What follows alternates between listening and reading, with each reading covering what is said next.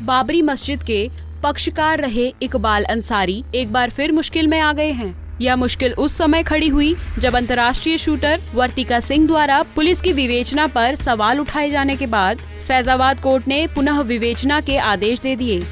दरअसल वर्तिका ने अंसारी पर उत्पीड़न और धमकी देने का आरोप लगाकर केस दर्ज कराया था। आरोप है कि पुलिस ने एक तरफा जांच कर फाइनल रिपोर्ट लगा दी थी और घटना के समय मौजूद उनके भाई और अन्य लोगों का बयान ही नहीं दर्ज किया था। वर्तिका ने सिविल जज सीनियर डिवीजन FTC कोर्ट में पुलिस जांच पर सवाल खड़ा करते हुए एप्लीकेशन दी थी, जिस पर सिविल जज ने पुलिस की क्लोजर रिपोर्ट को निरस्त कर दिया और मामले की फिर से जांच करने का आदेश दिया। वहीं कोर्ट के फिर से मामले की जांच करने के आदेश के बाद वर्तिका सिंह ने खुशी जताई, साथ ही इकबाल अंसारी पर कई गंभीर आरोप लगाए। आज अयोध्या की इस पावन धरती पर सत्य की जीत हुई है और आप सभी जानते होंगे, हमारा पूरा देश इस बात का गवाह है कि इस परिवार ने 70 साल से जो भी मुकदमे किए वो प्रॉपर झूठे थे, बेबुनियाद थे, जिसका सभी लोग बरी हुए हैं। उसी तरीके से इकबाल अंसारी जी ने जो हमारे ऊपर बताया कि इन्होंने हमला किया है, वो सारी की सारी बेबुनियाद थी। इसी वजह से फिर से जो है जांच करने के लिए वो माननीय न्यायालय ने फिर से जो है आदेश दे दिया है। और हम सभी जानते हैं कि जैसा कि इन्होंने बताया कि मैंने उनके ऊपर हमला किया, तो हमला पहली चीज़ तो किया ही नहीं गया था। और दूसरी बात यह है कि ये घर में खुद इन्होंने बुलाया मुझे, इनके पास सिक्योरिटी थी, सब लोग था। और 2 घंटे तक कोई हमला करने के पर्पज़ से जाएगा तो वो 2 घंटे तक क्या करेगा।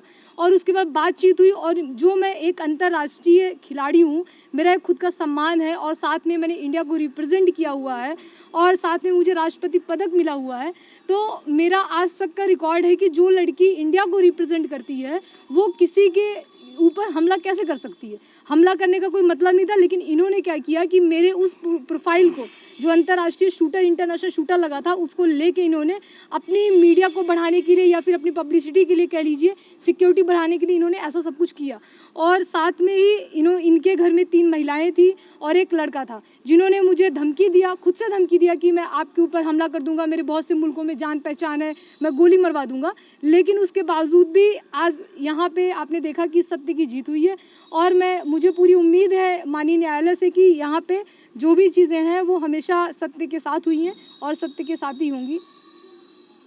कौन से ऐसे पॉइंट थे जिनको आपने रेज किया है खास तौर पे, जिसपे आपको ऑब्जेक्शन था कि देखिए, सबसे पहले मेरा भाई गवाह है, मेरा भाई प्रभु दयाल सिंह मेरे साथ गया था और साथ में उसके बाद उनका बयान नहीं लिया गया। और जिसको मैंने आरोपी बनाया था 3 महिलाओं को, इकबाल अंसारी को, साथ में उनके घर का एक बेटा था, तो उसी का बयान लेके और मेरे ऊपर चार्जशीट लगा दी गई। तो ये न्याय नहीं होता। दूसरी बात यह है कि आपके पास प्रूफ नहीं है, हमला किया है तो आपके पास प्रूफ होगा ना, कोई कुछ भी बरामद हुआ होगा, जबकि पुलिस ने खुद ये चीज़ बोला है कि नॉर्मल सी नोक झोंक हुई थी, कोई हमला नहीं हुआ था। तो ये सारी चीज़ें गलत है। और मैं इतना जानती हूँ कि ऐसे विचार के जो लोग हैं, ये इनको आप रावण की मानसिकता कह लीजिए, ठीक है, कंस की मानसिकता कह लीजिए, इनका अंत तय है। क्योंकि ये सारी चीज़ें, देश हमेशा सत्य के साथ विजयी रहा है और सत्य के साथ ही आगे बढ़ेगा। आपको बता दें कि वर्तिका सिंह के अधिवक्ता ने कोर्ट में क्लोजर रिपोर्ट को निरस्त करने की अर्जी दी थी, जिसमें खास तौर पर कहा था कि पुलिस ने वर्तिका सिंह को मामले में बयान दर्ज करने के लिए बुलाया, लेकिन बयान दर्ज नहीं किए। वर्तिका के भाई बहनों के भी बयान दर्ज नहीं किए गए। वकील की दलीलें सुनने के बाद कोर्ट ने विवेचक की ओर से भेजी गई क्लोजर रिपोर्ट को निरस्त कर दिया। इसके बाद ही कोर्ट ने दोबारा जांच के आदेश दिए। पंजाब केसरी टीवी के लिए अयोध्या से संजीव आजाद की रिपोर्ट।